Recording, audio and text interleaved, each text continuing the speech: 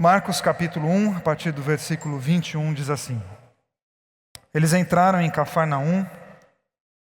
Quando o sábado chegou, Jesus foi logo para a sinagoga e passou o dia lá, ensinando. O povo ficou admirado com seu ensino objetivo e confiante, sem os sofismas e as citações usados pelos líderes religiosos. De repente, estando ele ainda na sinagoga, a reunião foi interrompida por um homem extremamente perturbado que gritava: O que você veio fazer conosco, Jesus? Sei o que você veio fazer aqui, Nazareno. Você é o Santo de Deus e veio aqui para nos destruir. Jesus ordenou: Quieto, saia dele. O espírito perturbador agitou o homem, protestou em voz alta e saiu. Senhor, nós estamos com a Tua palavra aberta e queremos muito conhecer um pouco mais de Ti, assim como conhecer um pouco mais de nós mesmos. Por isso pedimos que o Senhor continue segurando a nossa mão, nos dando coragem, sabedoria e ousadia para entrarmos em áreas da nossa vida, em questões do nosso coração que nós sabemos precisamos de mudança, para que hoje a gente possa organizar a nossa sintonia com o Senhor, a nossa sintonia fina, para de fato sentir o Senhor tocando a nossa vida e que seja essa mais uma noite de transformação e vida entre nós. Amém. O tema do nosso mês de outubro é O Deus que me toca a pele, copiado no livro do pastor Márcio Cardoso, que inclusive esteve conosco semana passada. O livro também está à tua disposição, um livro lindo, extremamente poético, de uma espiritualidade nossa, né? Essa espiritualidade com o pé no chão, com o coração em Deus. E uma frase, essa frase nos abre para tantas possibilidades, para tantos olhares. Porque quando pensamos num toque, obviamente estamos falando de algo extremamente sutil, algo que mexe com as nossas emoções. Porque para sentir o toque de Deus nós precisamos de sensibilidade. O Deus que me toca a pele, sim, Ele toca a nossa pele. Ele mexe com as nossas emoções, sim, Ele mexe com as nossas emoções. Ele causa no nosso mundo interno, sim, mas para isso nós precisamos de sensibilidade. Porque Deus não é o Deus que invade, não é o Deus que arromba portas, não é o Deus que entra na nossa vida sem pedir licença, fazendo o que dá na telha. Não, Ele é como um vento suave, como uma brisa, que passa por nós. E se estivermos desatentos demais, preocupados demais com outras questões, o toque deixa de ser percebido. Perdemos a oportunidade de mais uma experiência com Deus. Então são dois movimentos, um Deus que se apresenta e pessoas desejosas dessa apresentação. Quando isso acontece, nós podemos dizer então que tivemos uma experiência com Deus e poeticamente podemos dizer: Deus tocou a minha pele. No universo religioso, na gramática religiosa é mais comum dizermos, né? Deus falou comigo. Poxa, hoje Deus falou comigo. E de diversas maneiras Deus pode falar conosco, através de uma música, através de uma expressão, de uma celebração comunitária como essa, de uma pregação, ou como a música que nós cantamos já tantas vezes aqui, é na folha que cai, é no vento que sopra. Nós podemos sentir a presença de Deus e escutar coisas bonitas a respeito da nossa vida e do nosso coração. Então, esse é um chão. Deus se expressa, Deus se revela, Deus tem interesse em ser conhecido, em ser percebido, porque Deus tem interesse num relacionamento real e verdadeiro com as pessoas. Deus tem interesse num relacionamento real e verdadeiro com você. Mas nós precisamos, e vira e mexe voltamos com essa conversa, com esse assunto no nosso meio, que é pensarmos quem Deus é. E a pergunta que eu faço é quem Deus é para você. Não sei se você já pensou nisso, se você daria uma resposta objetiva. Claro que eu não pergunto com a intenção de que você me responda, mas com a intenção de que você pense. A maneira como eu vejo determinada pessoa, ser ou objeto determina a maneira como eu irei me relacionar com ela. As nossas experiências determinam as nossas relações. Por exemplo, uma pessoa que sofreu um acidente de carro tem dificuldade de voltar a dirigir. Pode ser um processo longo, porque o acidente impôs um tipo de relacionamento que agora determina a relação daquela pessoa com o carro. Você, se foi atacado por um cachorro quando criança, talvez até hoje ainda tenha dificuldade de se relacionar com o cachorro. Não importa se ele é grande, pequeno, bravo, tranquilo. Talvez se você vê um cachorro, você tem que atravessar a rua, porque há um relacionamento lá atrás, não muito bem resolvido, não muito bem elaborado, que determina ainda hoje o teu relacionamento com o cachorro. Estou usando o cachorro, mas a gente poderia usar qualquer outro objeto.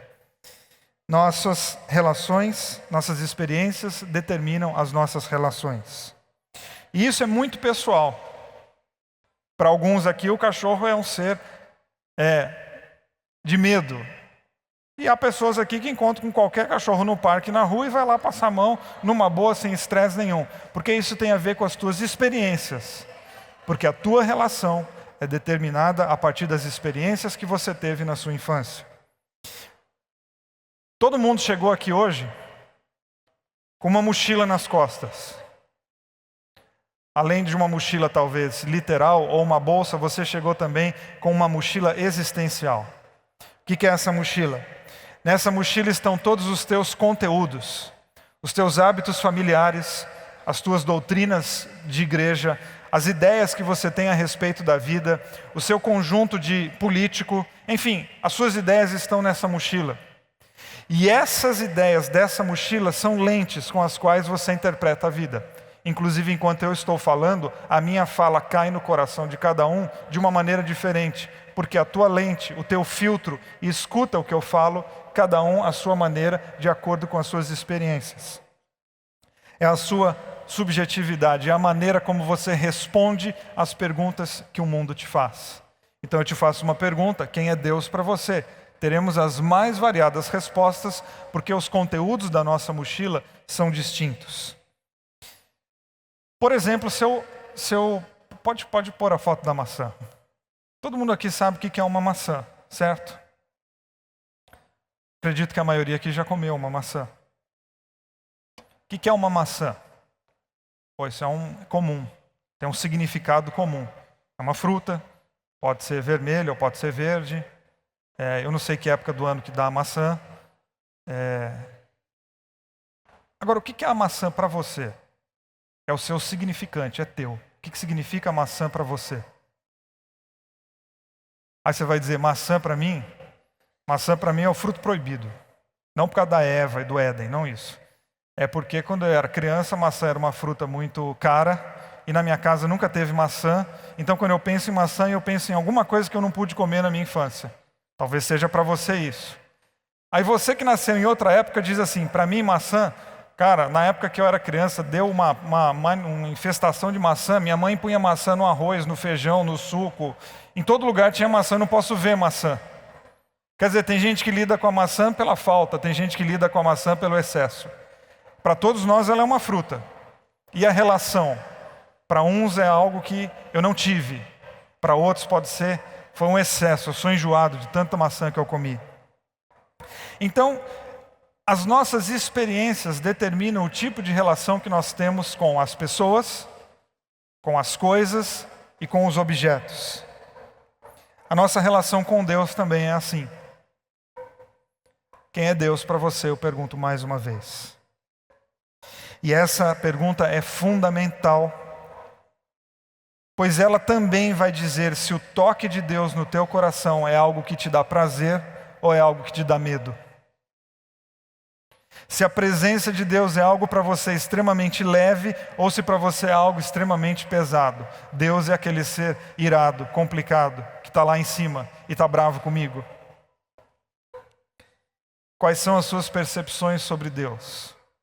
Porque o que nós temos sobre Deus são percepções, opiniões e ideias. Então nós lemos juntos um texto que Jesus está na sinagoga ensinando.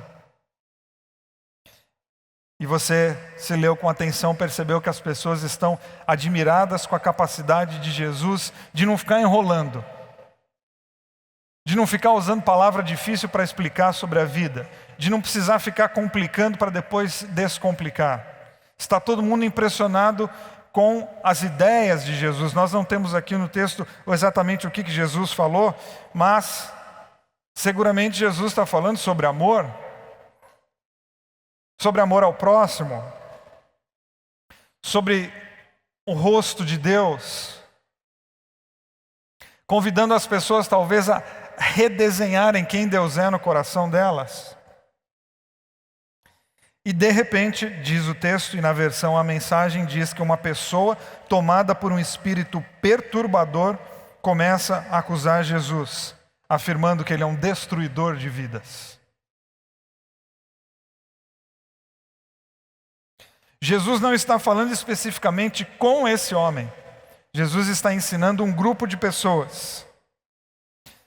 Mas o que Jesus está falando é tão estranho, a mochila existencial dele, que ele aparece, que ele extravasa descontroladamente o seu mundo interno, o seu mundo espiritual. Existe uma coisa na fala de Jesus que irrita aquele homem. Existe uma coisa na fala de Jesus, existe um conteúdo na fala dele que faz brotar um espírito no coração daquele homem e que ele imediatamente precisa acusar Jesus. Um Jesus falando de um Deus amoroso, compassivo, gracioso. Não. Talvez a mochila daquele homem precisasse de alguém que sustentasse um Deus tirânico, controlador, insatisfeito com os homens, irado com a humanidade. E quando Jesus começa a derrubar percepções de Deus que são estranhas a Ele mesmo, porque Jesus percebeu que o que as pessoas pensavam a respeito de Deus era muito estranho a Ele. Não é assim. E Jesus passa o ministério então dele apresentando um novo rosto de Deus, uma nova percepção de quem Deus é. E um espírito perturbador toma conta daquele homem. Acho tão interessante essa tradução. Sabe por que eu acho interessante? Porque se falasse assim, endemoniado, nenhum de nós ia ficar em contato com esse homem. Porque se eu falar assim, endemoniado, eu não fico endemoniado nunca. Então tá bom, não vamos usar a palavra endemoniado. Nós vamos usar o termo um espírito perturbador. Um sentimento gerando confusão dentro dele. Ele não aguenta, ele não suporta um olhar amoroso de Deus. Na verdade, me parece, e aqui obviamente que eu estou pensando junto com vocês, é que esse homem precisa de um Deus com pedras nas mãos. Ele precisa que o Deus tirânico continue sendo sustentado. Ele precisa disso para a vida dele fazer sentido. Ele se submete apenas a um Deus que trata as coisas na base do chicote. E quando Jesus vem e diz, não, nós não precisamos de chicote, você precisa de amor. E através do amor você vai expandir a tua consciência e viver de uma maneira diferente. Não, aí ele manifesta. E Deus não é estranho a ele, e isso é muito legal. Ele está possuído, mas ele não chama Jesus de nomes estranhos, de palavrões e de coisas absurdas ou estranhas. Como é que ele chama Jesus? Eu sei quem você é. Você é o Santo de Deus.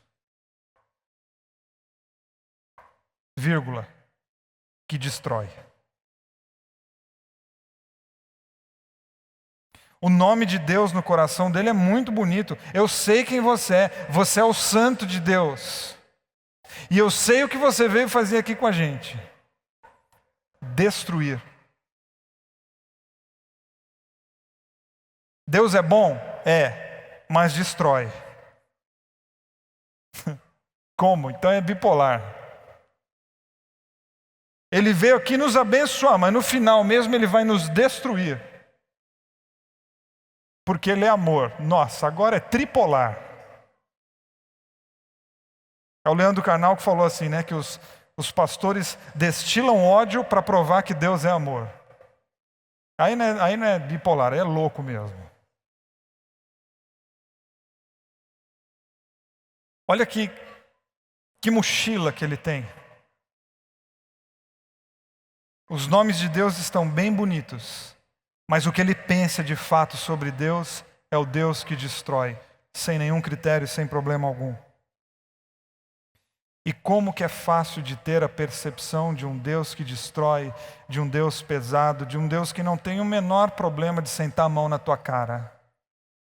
Como você já me ouviu falar muitas vezes, já leu em um dos meus livros a musiquinha "Cuidado, olhinho que vê, porque o Papai do Céu está de olho em você". Ele é o Papai do Céu, vírgula, que destrói. Começa tão bonitinho, né? Porque Papai do Céu é de uma graciosidade. Mas ele é o Papai do Céu que, se você não ficar esperto, ele te pega na esquina. Que se você cometer muita vacilada, você está lascado na mão dele. Fala, se Deus reage às minhas ações, ele já tinha que ter me lascado todo faz muito tempo. Confissão pública aqui para vocês.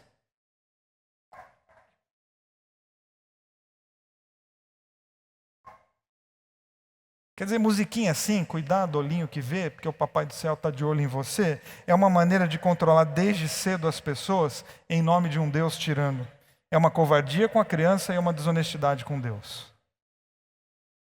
Sabe por que nós precisamos disso? Manter um Deus bem irado e um inferno bem aceso para controlar as pessoas através do medo, porque o medo é extremamente funcional. Ele é o santo de Deus, mas que destrói, então cuidado quando ele tocar a tua pele. Cuidado quando você tiver um encontro com ele, porque as coisas não podem sair exatamente como você planejou.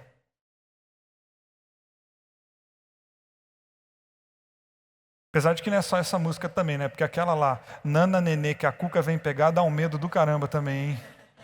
Porque se a criança levar a sério, ela não dorme. Porque Nana Nenê, que a Cuca vem pegar, e o papai e a mamãe dão área. Ou seja, ela está sozinha com a Cuca em casa. Ou seja, para onde ela correr, dançou. E depois vem o pastor dizer, cuidado, Nenê, o que você olha, porque o Papai do Céu vai te pegar. Pronto, Jesus fez uma parceria com a Cuca. Dançou.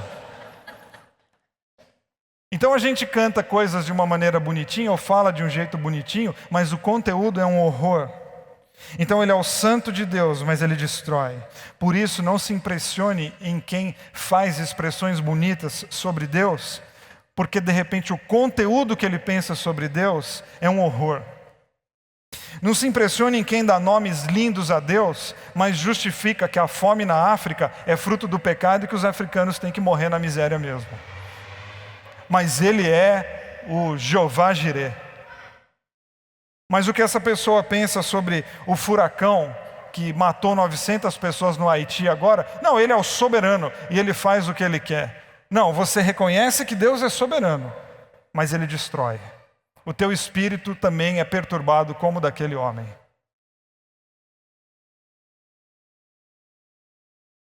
Não, a garota foi estuprada? Foi, mas Deus tem seus propósitos, porque não foi você, porque não foi a tua filha. Então é fácil colocar isso como um plano de Deus. Na verdade, você acha que Deus autentica o estupro dessa menina. Desculpe, o teu Deus é um diabo, porque ele destrói, e quem destrói não é Deus. Deus é vida e vida em abundância. Dar nomes bonitos a Deus não revela que você tem um relacionamento bonito com Deus. Dar nomes bonitos a Deus, a Bíblia dá, você só está copiando. A questão é que tipo de relacionamento que eu vou construir com Deus. Jesus olha para aquele homem, se dirige a ele e diz ao espírito que o perturba: quieto, sai.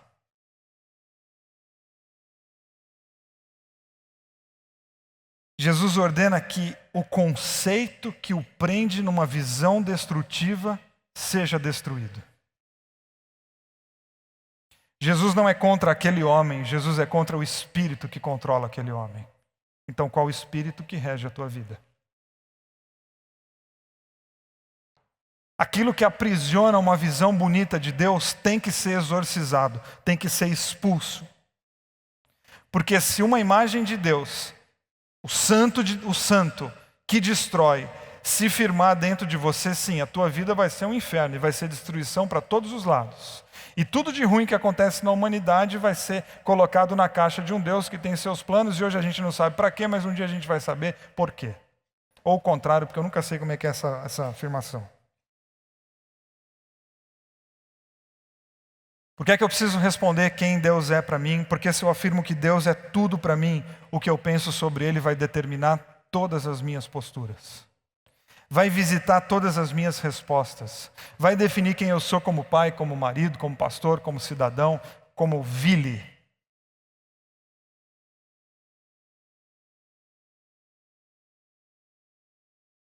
Então Jesus toca a pele daquele homem, toca o mundo espiritual dele.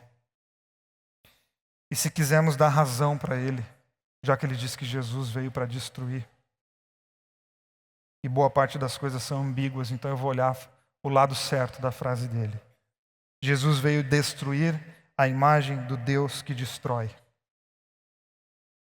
Se for para destruir, se for para pensar num Deus destruidor, só se forem coisas assim. Jesus veio para destruir a imagem do Deus que destrói. Destruir um espírito que só pensa em destruição e fazer nascer uma pessoa que é pautada pela vida e não pela morte. Então ele destrói, tomara que algumas coisas ele destrua, como uma visão totalmente deturpada de quem Deus é.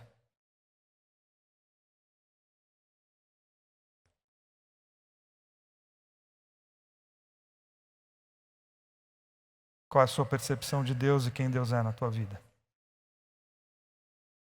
Você diz nomes bonitos sobre Deus, mas como é que é a prática do teu relacionamento com Ele? Como que você acha que é a pedagogia divina? Deus é bom, Deus é amor, sim. Longânimo, sim. Misericordioso, sim. Aí fura o pneu. Meu Deus, o que aconteceu? Pô, tu acha mesmo que Deus fura pneu?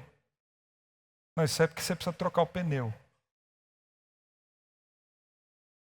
Aí eu fico desempregado. O que é que Deus está fazendo? Você acha mesmo que Deus quer você desempregado? Aí eu fico doente. Você acha mesmo que Deus envia doenças? Não, isso é um espírito que toma conta da gente e nos rouba a capacidade de entender quem Deus é a partir daquilo que nos foi revelado através de Jesus.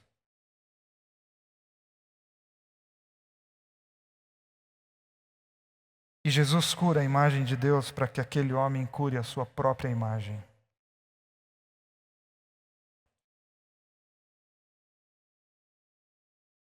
Isso não é uma lei, mas as imagens que nós temos de Deus são projeções de nós mesmos. Jesus cura aquele homem porque ele sabe que ao curar a imagem que aquele homem tem de Deus, ele também está curando a maneira como aquele homem se enxerga. Porque talvez ao falar de um Deus que destrói, ele está falando dele mesmo, porque ele é uma pessoa que se destrói. Porque ao falar de que ele é o Deus destruidor, talvez ele esteja falando do passado e da mochila dele, que é carregada de péssimas decisões destruidoras. E talvez por não conseguir dar conta e admitir que a vida está toda destruída por decisões dele, o que ele faz? Uma coisa que muito evangélico faz, joga na conta de Deus. Está tudo destruído, mas é porque Deus tem seus planos e amanhã Ele me diz por quê. É a omissão com cara de espiritualidade. De espiritualidade bonita. Talvez ele tenha uma imagem punitiva de Deus porque ele se pune e porque ele pune os outros. Talvez ele tenha uma imagem tão destruidora e tão cruel de Deus porque ele está falando dele mesmo, ele é cruel. Ele gostaria que Deus, na verdade, fosse assim, tão destruidor.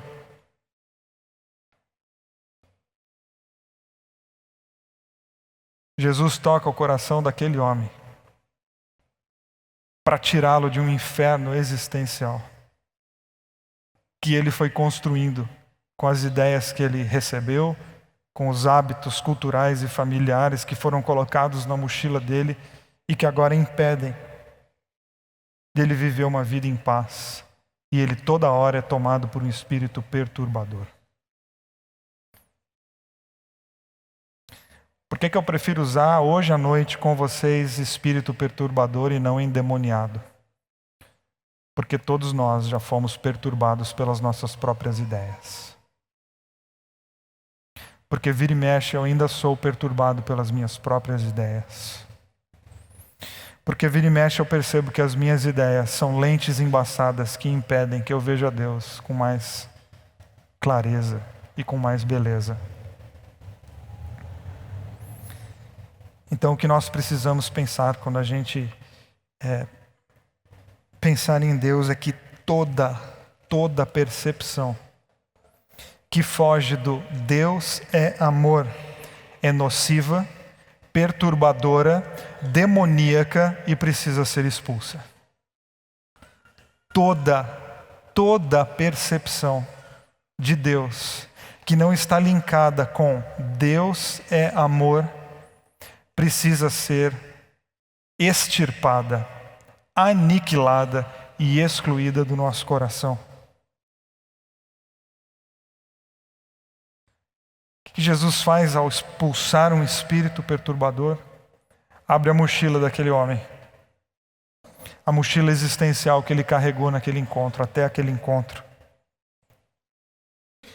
E começa a tirar itens pesados e desnecessários.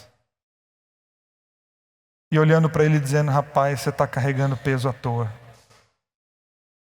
Eu não sou isso aí que colocaram na tua mochila.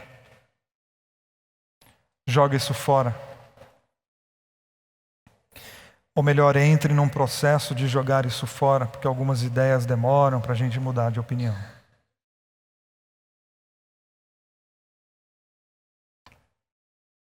Qual é a sua percepção de Deus? Quando você pensa num Deus que toca a pele, qual é a ligação que você faz? De expectativa, de desejo? Ou de medo, porque Ele é o Deus que destrói? Então perceba que não tem como a gente dizer nomes bonitos a Deus e manter uma espiritualidade saudável. Então hoje eu te desafio da seguinte maneira: não pense que tipo de nome que você dá a Deus. Pense no tipo de oração que você faz. Pense no tipo de conversa que você faz. Pense no tipo de pacto que você faz. Porque é nessas conversas que você vai definir, que você vai descobrir quem Deus é para você.